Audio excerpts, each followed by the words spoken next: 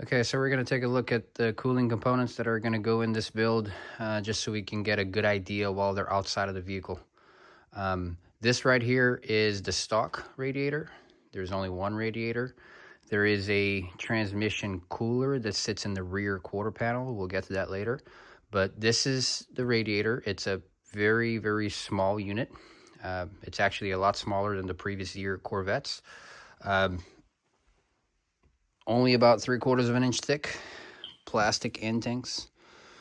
Doesn't have a high capacity of coolant at all. And if that wasn't enough, it also has to cool the oil.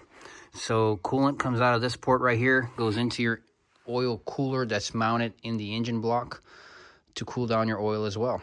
And what is an already very undersized cooling system, it has to do a job of cooling the oil as well, and it just, makes everything worse. There is a fan right here. That's our stock fan. It's actually a really, really good fan. It has a really good CFM output.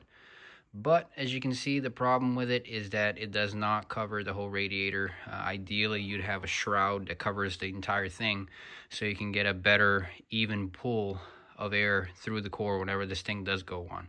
So that's issue number 2 there. As if this wasn't enough to explain the poor job of cooling on this car, this is the radiator shroud. I'm sorry, the ducting system, right? So this is what you're looking at in front of the car. So as you can see, it's not a big opening at all.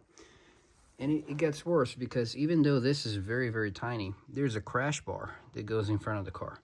And it covers about to here. So I've measured, we only have about 5 inches of height by about 18 inches of width. And that's all the square footage of air going into that tiny cooling system. I mean, it doesn't take a whole lot to realize why the car overheats so fast and why it can't be tracked. And it's just overall very, very under par for what the car is.